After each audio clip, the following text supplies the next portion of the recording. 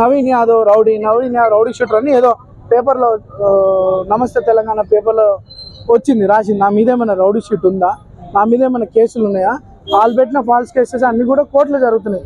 ఒక్క case prove చేసినా రాజకీయాలు వదిలేసి హైదరాబాద్ వదిలే వెళ్ళిపోనికి సిద్ధం. నా మీద పెట్టిన కేసులు ఫాల్స్గా ప్రూవ్ అయితే మరి కేటీఆర్ వాళ్ళ బీఆర్ఎస్ వాళ్ళు రాజకీయం పక్కన తప్పుకుంటారా అని నేను ఛాలెంజ్ చేస్తున్నాను. మళ్ళీ నిన్న మీరు అడిగినట్టు ప్రచార రథం నేను వీడియో చూసిన ఏదో తగలబెడతా అని డైలాగులు కొడుతున్నాడు. మా పబ్లిక్కి తెలిస్తే నవీన్ యాదవ్ చాలా ఓపికగా ఒక డ్రీమ్తోనే నా ప్రజలకు సేవ చేయాలన్న ఒక ఆలోచనతోనే 17-18 సంవత్సరాలుగా ఓపికగా ఉంటూ వీడి వరకు నా ప్రయాణం జరిగింది. భవిష్యత్తు కూడా అట్లానే ఉండాలని అనుకుంటాం. మా పిల్లలు ఎవరికి కూడా ఆ తగలబెడతాడన్న విషయం తెలియదు. దానికి లీగల్గా పోలీస్ కంప్లైంట్ ఇచ్చినాం, ఎఫ్ఐఆర్ అయింది. Police will take action. ఫర్దర్గా బీఆర్ఎస్ వాళ్ళు పిచ్చి పిచ్చి వేషాలు పిచ్చి పిచ్చి తమాషాలు వేసుకొని ఇది నా ఇల్లు జూబ్లీహిల్స్ నా ప్రాంతం ఎక్కడి నుండో వచ్చి ఈడ మనుషుల్ని కొడతాం తగలబెడతాం అంటే మీరు కాదు కదా, మీ బాసులు కూడా గల్లీలకి బయటికి పోలేరని చెప్పి సందర్భంగా తెలియచ్చు. మీరేమైనా అభివృద్ధి చేసి ఉంటే అభివృద్ధి కార్యక్రమాలు చేసి ఓటు అడగండి, అభ్యంతరం లేదు.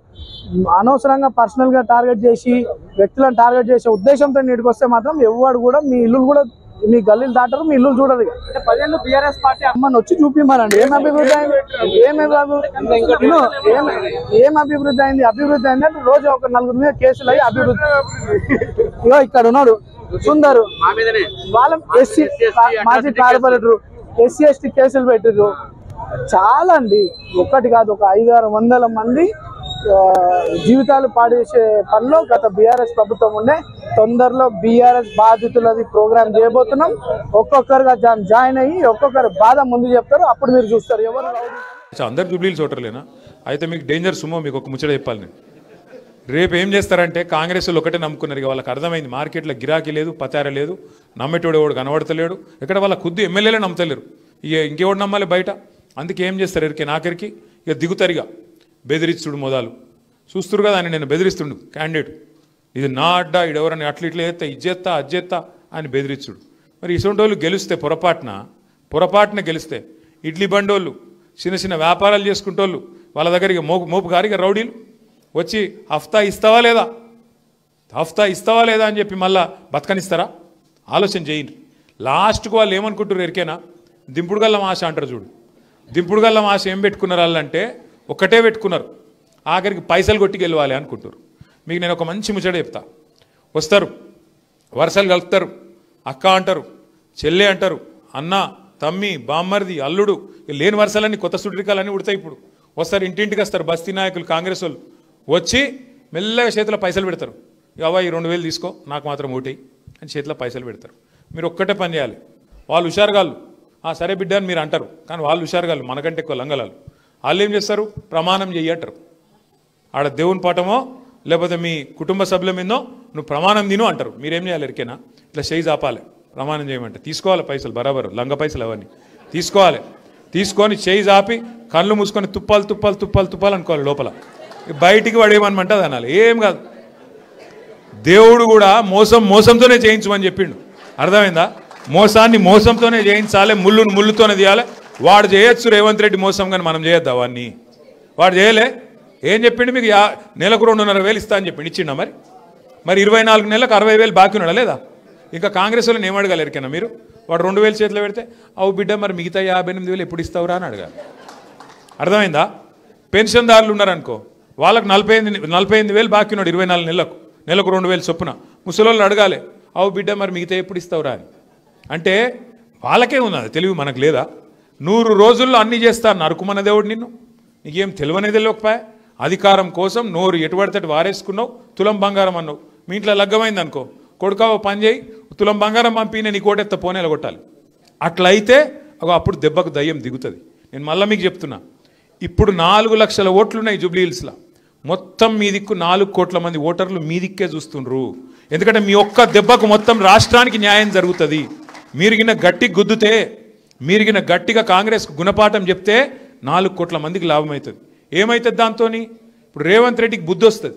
ఓహో, ప్రజలు కోపం మీద ఉన్నారు, నేను చక్కగా నడుపుతలేను కాబట్టి మరి ఒక ఇట్లా తీర్పిచ్చిండ్రు అని తెలివి వస్తుంది. లేకపోతే ఏమనుకుంటాడు రేవంత్ రెడ్డి? నేను 2,500 ఇవ్వకపోయినా నాకే గుద్దిండ్రు, నేను 4000 ఇవ్వకపోయినా నాకే గుద్దినరు, నేను ఇల్లు గులగొట్టిన కొంపల మీదకి బుల్డోజర్ పంపినా నాకే గుద్దుతుర్రు, మరి నేను చేసేది రైటు, నేను ఇట్లనే నడుస్తా అని చెప్పి తెల్లారి ఏ ఒక్క స్కీమ్ కూడా రాదు. అదే మీరు జూబ్లీ హిల్స్లో కాంగ్రెస్ డిపాజిట్ పోగొట్టేటట్టు తీర్పిచ్చిరనుకో ఏమైతే తెల్లారి దెబ్బకు దయ్యం దిగొస్తుంది. నెలకు 2,500 మా ఆడబిడ్డలందరికీ 1 కోటి మంది ఆడబిడ్డలకు నెలకు 2,500 రూపాయలు వస్తాయి. మీరు గట్టిగా జూబ్లీ హిల్స్లో కాంగ్రెస్ చెంప మీదకి వెళ్ళి కొడితే 4,000 పెన్షన్లు సచ్చుకుంటూ వస్తాయి కాంగ్రెస్కు. ఎందుకంటే వాళ్ళు బతుకుదెరువు కోసం ఉయ్యపోతే వీళ్ళు ఊకోరు అని చెప్పి సచ్చుకుంటూ వస్తాయి. రైతులకు 15,000 వస్తాయి. అట్లాగే రైతులకు బోనస్ వస్తాయి, మన పిల్లలకు స్కూటీలు వస్తాయి. వాళ్ళకు మళ్ళా ఓటేసి మీరు మమ్మల్ని కొట్లాడమంటే లాభం లేదు.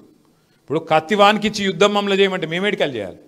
కత్తి మాకి సంగతి ఎట్లా ఇయ్యడో మేము చెప్తాం. అప్పుడు కత్తి మాకిచ్చి కొట్లాడిపో బిడ్డ అంటే మేము చెప్తాం. రేవంత్ రెడ్డి గల్లా పట్టి అడిగి ఏమాయా ఎందుకు ఇయ్యవు, ఇచ్చిన గ్యారంటీలు ఏమైనాయి అని నిలదీసే శక్తి మాకు ఇవ్వండి. ఇప్పుడు ఎందుకంటే ఈ ఒక్క ఎలక్షన్తోని ఆయన 10,000 పోదు.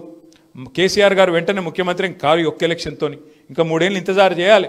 కానీ వాళ్ళకు బుద్ధి చెప్పకపోతే, వాళ్ళ కుక్కతోక వంకర లాంటి బుద్ధిని చక్కగా చేయకపోతే నష్టపోయేది మీరు, మేము, మనందరం. మాకు అడుగుతున్నారు రోజు ఇంకా 3 ఏళ్ళు భరించాలా ఈ ప్రభుత్వాన్ని అని అడుగుతురా లేదా? మిమ్మల్ని కూడా అడుగుతుర్రా? మరి భరించాలా అంటే మరి ఒకటే చిన్న ఉపాయం, జూబ్లీ హిల్స్లో మీరు గట్టిగా గిచ్చిర్రు అనుకో సెట్ అవుతుంది మొత్తం. చెప్పలేం, ఏమన్నా జరగచ్చు. 3 ఏళ్ళు ఇంతజారు చేయాల్సిన అవసరం కూడా రాకపోవచ్చు, ఏమన్నా జరగవచ్చు. కాబట్టి మీరు గట్టిగా ఉండురు అంతే. కానీ ఓటేమో వానికి గుద్ది మళ్ళీ తెల్లారు మీరు ఉరుకురు కొడక, మీరు బీఆర్ఎస్ వాళ్ళు ఉరుకురి కొట్లాడరు అంటే మేమేటికలు ఉరకాలి? మాకు కూడా ఉత్సాహం కావన్నా వద్దా? మరి అందుకే మీతో ప్రార్థన, దయచేసి వాళ్ళు పైసలు ఇస్తే బరాబర్ తీసుకోరు, ఏం సిగ్గుపడకూరు. ఇంకా అడిగి తీసుకోరు. వాడు 2,000 అంటే 5,000 అని తీసుకోవాలి. అంతేగాని సిగ్గుపడకూరు. మీరేం అయ్యో వీళ్ళేమని అనుకుంటారు, ఏం అనుకోము. ఓటు మాత్రం ఎవరికి వేయాలో మీకు ఎరికే కదా. ఏం గుర్తు? బుల్డోజర్కి అయితే వేయరు కదా. బుల్డోజర్కి వేయకుర్రి. బుల్డోజర్కి వేస్తే మీ కొంప మీదకి వస్తే తర్వాత మీ కొంప ఊచుకుంటాడు, మాకేం కాదు. ఇంకొక మాట నేను మీకు విజ్ఞప్తి చేస్తున్నా, దయచేసి ఆలోచన చేయండి. 2 ఏళ్లల్లో ఎవ్వరన్నా ఒక్కరు సంతోషంగా ఉన్నారా ఈ రాష్ట్రంలో? ముస్లింలకు మేలైందా? లేకపోతే ఎస్సీలకు మేలైందా? ఎస్టీలకు మేలైందా? బీసీలకు లాభం చేసిండా? మహిళలకు లాభం చేసిండా? రైతులకు లాభం చేసిండా? పిల్లలకు లాభం చేసిండా? ఒక్కళ్ళని చూపెట్టుర్రి. నిన్న మొన్నటిదాకా నేను అంటుంటి ఏమని, ఈ రాష్ట్రంలో ఆడబిడ్డలు సంతోషంగా లేరు, 3 ఆడపిల్లలు సంతోషంగా ఉన్నారు, సీతక్క, గీతక్క, సురేఖక్క అని చెప్తుంటే. ఇప్పుడు సురేఖక్క కూడా సంతోషంగా లేదట. మీరు చూసిర్రు మొన్న నేను చెప్పాయిగా. ఇప్పుడు గీతక్క, సీతక్క ఇద్దరే సంతోషంగా ఉన్నారు, వాళ్ళు కూడా ఉన్నారో లేదో నాకు ఎరకలేదు. మరి ఈయననేమో డైలాగులు తెల్లారలేస్తే 1 కోటి మంది ఆడపిల్లల్ని కోటీశ్వరులు చేస్తా అంటాడు. నువ్వు 1 కోటి మందిని కోటీశ్వరులు చేసిరేమో కానీ నెలకు 2,500 అయితే ఈ మొదలు ఏమంటావు? ఇక అది నాకు తెలియదు. ఇక నేను వాళ్ళ లెక్క చిల్లరగాని కాదు. నేను మరీ గల పిల్లల మీద ఎందుకు మాట్లాడతాను? నేను ఆయనకు బుద్ధి లేకపోవచ్చు కానీ నాకున్నది. వాళ్ళ బిడ్డ మీద, వాళ్ళ మన్మన్ మీద నేను మాట్లాడా. రేవంత్ రెడ్డి మాట్లాడిండు, నా కొడుకు మీద మాట్లాడిండు, మా నాయన మీద మాట్లాడిండు. నేను అసొంటోని కాదు, అట్లా మాట్లాడా. మనము ఎవరైతే మాట ఇచ్చి మోసం చేసినరో వాళ్ళెంబడబడదాం. వాళ్ళ కుటుంబం మనకేం చేసింది అన్యాయం? ఇవాళ సిగ్గులేదు మంత్రులకు కూడా, ఇక్కడ ఉన్న వాళ్ళకు. ఒక ఆడపిల్ల ఏడుస్తే గట్లా మాట్లాడచ్చా అమ్మ? ఇప్పుడు గోపీనాథ్ చనిపోయిండు, భర్త చనిపోయి 4 నెలలు కాలే. భార్యకు ఎదురుగా గింత పెద్ద సముద్రం అసలు కుటుంబం చూసి ఏడుపు రాదా? ఇంతమందిని నాకు ఇడిచిపెట్టిపోయిండు మా ఆయన, గింత పెద్ద పార్టీ, గింత పెద్ద కుటుంబం. ఆమె ఏడిసింది. ఏడిస్తానట ఈ మంత్రులిద్దరికి ఏదో అయిందట.